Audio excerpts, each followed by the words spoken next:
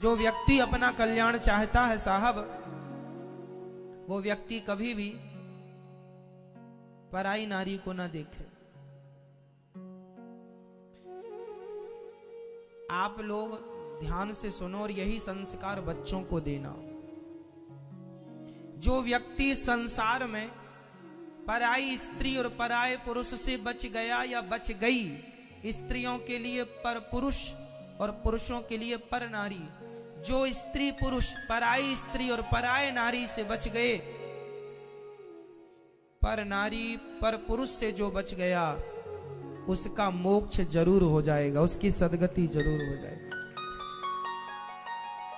पर नारी सुनो, पर नारी पैनी छुरी, तीन तरफ से खाए, धन हरे यौवन हरे और घोर नरक ले जाए। पराई नारी तीन तरफ से खाती है, तीन चीजें हरती है। क्या क्या? पर नारी पैनी छुरी, पराई नारी छुरी की तरह पैनी वाली धारदार, पर नारी पैनी छुरी, तीन तरफ से खाए, धन हरे। पराई नारी सबसे पहले आपका धन हरती है, धन धन धन धन धन धन हरे, यौवन हरे, आपकी शक्ति भी खत्म, पैसे भी हजम, और अंत में घोर नरक ले जाए। इसलिए वही पुरुष मर्द किसे कहते हैं? जो मर्द कभी पर नारी के चक्कर में ना पड़े, सच्चा मर्द वही है। क्यों जी? जो पर नारी के चक्कर में कभी ना पड़े वही सच्चा। और भगवान से प्रार्थना करो, नाथ पर नारी से आप ही बचा के रखिएगा। ये काम क्रोध लोभ मोह बड़े प्रभावी हैं, जल्दी से बचता नहीं है इंसान। काम से वही बचे जिसे भगवान बचाए, नहीं हमारी और आपकी कहां ताकत।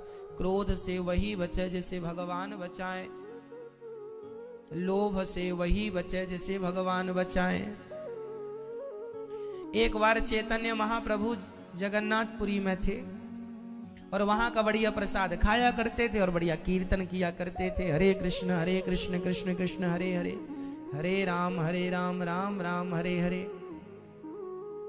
तो एक बहुत बड़े ज्ञानी उन्हें एक पत्र लिखते हैं, आज भी वो पत्र प्राप्त है।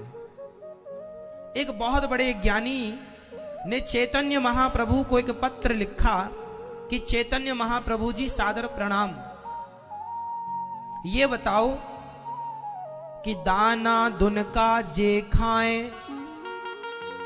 उन्हें सताए काम, हलवा पूड़ी जो खाएं, उनको जाने राम।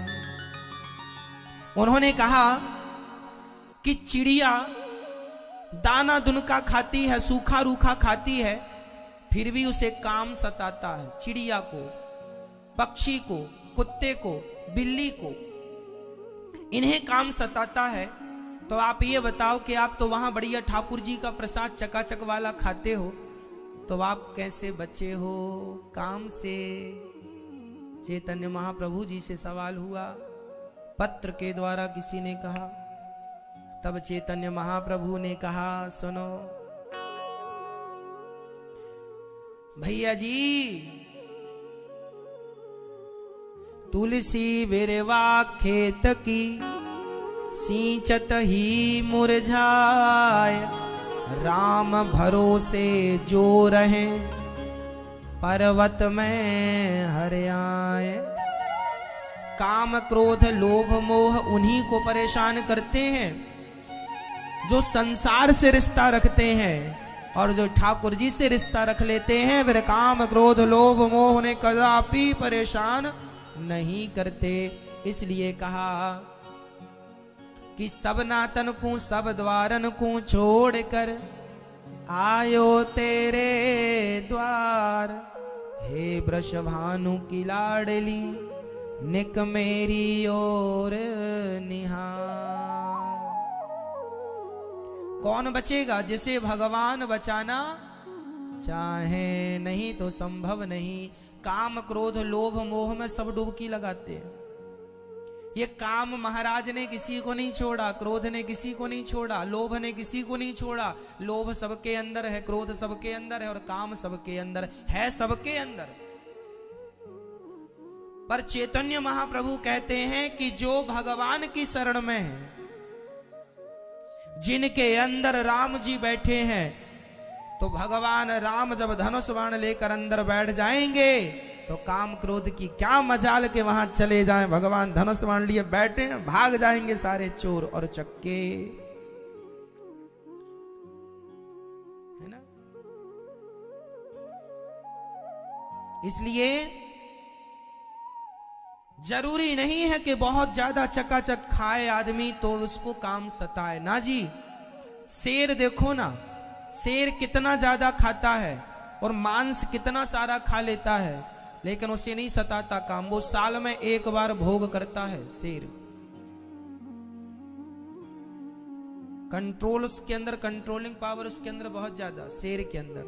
तो कहने का तात्पर्य यह हुआ कि बहुत कोई खाए उससे ये अंदाजा लगाए कि ये बड़ा कामी है, ना जी। जो भगवान की शरण में है वो तो ठाकुर जी का खूब प्रसाद खाए। उसकी शक्ति दो जगह खर्च होती है, एक तो वासना में और दूसरी उपासना में। उपासना में भी शक्ति चाहिए और वासना में भी चाहिए। अब आप कहाँ शक्ति लगाएंगे वो आपकी अपनी मर्जी है। नाभि के नीचे जो शक्ति चली गई वही वासना है, और नाभि से ऊपर हृदय की तरफ जो शक्ति आ गई वही उपासना है। वही नाभि के नीचे शक्ति जाए तो भोग है, और नाभि के ऊपर शक्ति आए तो योग है। वही है प्रेम योग, वही है सांख्य योग, वही है कर्म योग। तो भोग और योग जरा सी बातें हैं। तो अब आप मन जहां लगाएंगे वहां सब चीज है। इसलिए मन के हारे हार है, मन के जीते जीत, मन ही मिलावत राम से, मन ही करत फजीत। आजकल के लोग कथा सुने तो मन भी वश में होए, कीर्तन करें तो मन भी वश में होए। जो कीर्तन करते हैं और कथा सुनते हैं उन लोगों का मन फिर भी उन लोगों से ज्यादा वश में है जो संसार के उथल पुथल में अभी तक पड़े हुए हैं। उनकी अपेक्षा आप लोगों का मन ज्यादा वश में। आप लोग ज्यादा सुखी हैं क्योंकि कथा से जुड़े हैं। यदि अन्य लोगों का मन 100% भटकता है तो आप लोगों का केवल 50% भटक रहा, और सत्संग से जुड़े रहेंगे तो वह 50% भी 25% में आएगा, और धीरे धीरे बिल्कुल वश में होकर के परमात्मा की प्राप्ति इसी जन्म में हो जाएगी। यहीं से मोक्ष के रास्ते खुल जाएंगे। इसलिए मन भगवान में लगाओ, और मन ना लगे तो ना लगने दो। तन से भगवान को रिझाओ, तन लगा दो। तन से बैठे बैठे सीताराम सीताराम सीता, मन जाए चूल्हे में सीताराम सीताराम जपो। कब तक भागेगा, कभी तो आएगा। तो मन का साथ ना दे शरीर तो मन कब तक भागेगा? भाई मन तो अपंग है, लंगड़ा है ना मन। मन चलने, मन के कोई हाथ पांव थोड़ी है।